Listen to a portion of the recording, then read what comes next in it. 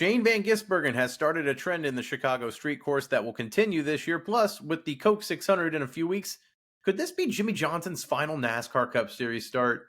Welcome back to the Breaking Bob channel. Hope y'all are doing well on this Wednesday. Yeah, it's Wednesday. It's Wednesday. I knew that. Hope y'all are doing well today. It's a big news day. We've got a lot to cover as always. So hit that subscribe button if you're new here. I don't know why you haven't already, but we talk NASCAR and motorsports on a daily basis. The Indy 500 practice, day 2 of the Indy 500 practice, just wrapped up. And more of the same. Penske, 2 of the 3 at the top with Joseph Newgarden and Will Power. But Alex Palou, just as the IndyCar season has for 2025, he is at the top of the leaderboard this day on day 2 of practice with a 227.5 top speed lap. Once again, Alex Palou, if he could win this Indy 500, I think he would cement himself as potentially one of the best IndyCar drivers of all time, just with the season he's had and already the dominance the last few years. But NASCAR fans surely have their eye on Kyle Larson, who is, again, attempting the double for the second time after last year. 13th in practice today, much better than yesterday, getting more comfortable and up to speed with the McLaren number 17 entry. And news came from his double from this year. It's not a shock, but Hendrick Motorsports today did announce that Justin Allgaier will be the reserve driver and qualify and practice the car this weekend at North Wilkesboro. And again, reserve driver for the Coke 600 in a few weeks. Now, Justin Allgaier was that role last year.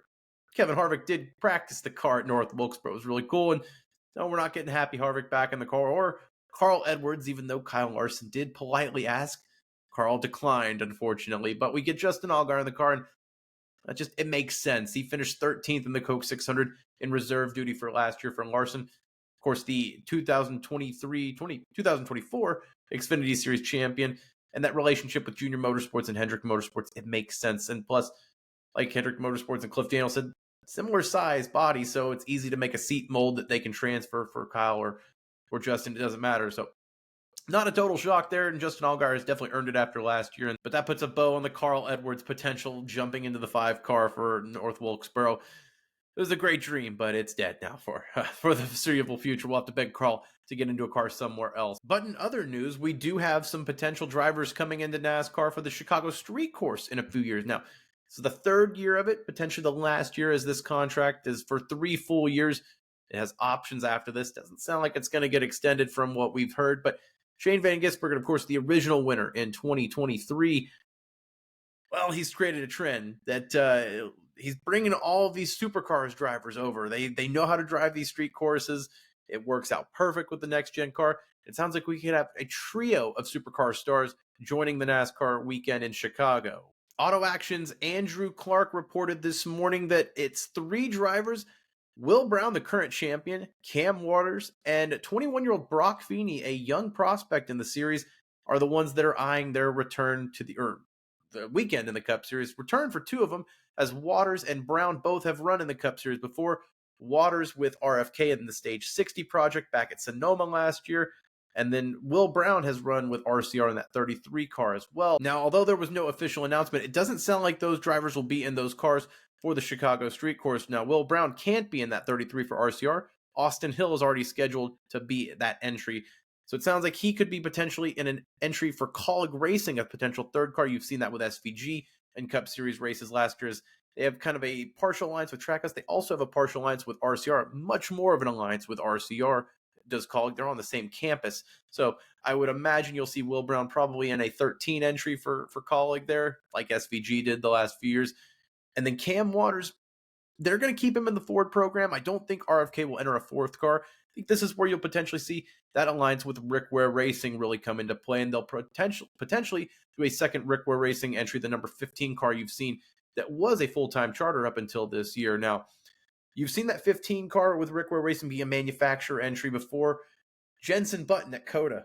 Jenson Button in a Rick Ware car. It was true. It still sounds weird to say, but Jenson Button was in that car. There's also Joey Hand. So there is a pattern that they have brought out this 15 car in Rick Ware on these street and road courses for a Ford pipeline driver, and I think they'll make room for Cam Waters to bring him in that weekend in the Rick Ware Racing number 15. That is my prediction. Now, for the young prospect, 21-year-old Brock Feeney, it was reported back in April that it sounded like he was going to be running a couple of Xfinity races, potentially for Colleague Racing.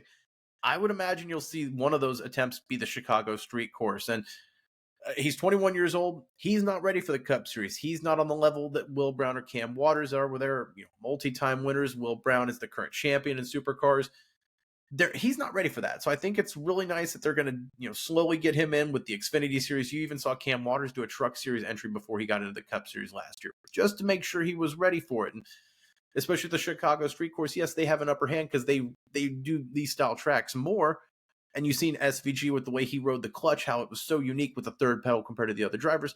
Yes, they had that upper hand, but it's still a new car for them, and they're not in it every single week. So I'm excited to see how they translate. It's another exciting fan base coming over, watching the NASCAR, the supercar crossover. They might as well just bring the whole series over and do some sort of crossover weekend eventually. They've raced at COTA back in 2013. Bring the Supercars team stateside. Let's do a one-off weekend with NASCAR. It makes too much sense. Before we wrap up, let's end the video with a little speculation, because who doesn't love to do that? And let's jump back to this morning where Jimmie Johnson, of course, Legacy Motor Club co-owner, former NASCAR champion of 7-time variety, announced his paint scheme for the Coke 600 this weekend. That 84 Legacy Motor Club Toyota, it's beautiful looking. It's got the day glow. Kind of gives me his IndyCar livery vibes from a few years ago.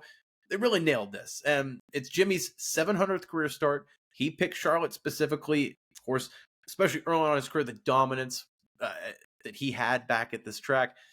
700 career starts. It's got to make you wonder, is this it for Jimmie Johnson? Could we see him finally doing his last Cup Series start? Of course, they did the full send-off a few years ago where he did his last full-time season, but this just feels like he's slowly starting to wrap it up. But at the end of the day, these drivers always are itching to race. Maybe I'm just getting ahead of myself, and it's a perfect number at a perfect track for Jimmie Johnson. It just makes too much sense for him to make this his last start. But at the same time, you would think there'd probably be a little bit more of a build-up, an announcement, some fanfare, but maybe he doesn't want to take away from it not being a full-time driver. But I just thought that was interesting. It was a beautiful scheme, and I didn't realize, I guess, or it just slipped through the cracks on me, that this was start number 700 for all 7 times. So let me know your thoughts down below. Could this be Jimmie Johnson's last NASCAR Cup Series start? Buy that diecast if so, because that'll be worth something likely down the line, as it always seems to be for those drivers in their last starts. But we got, of course, the Chicago Street Course with some Aussies invading. Justin Allgaier as the reserve driver for Hendrick in a few weeks, the next 2 weeks, I guess. And the Indy 500 practice wrapping up. If you're new here, make sure you like this video if you like what you saw. Subscribe to Breaking Bob for more NASCAR and motorsports content. Again, I'm always talking it daily. You might as well. You're going to be watching it. Click it. You might as well. But no, I do really appreciate your support and for watching this. And if you made it this far somehow, stay tuned for more. I'll see you on the next video.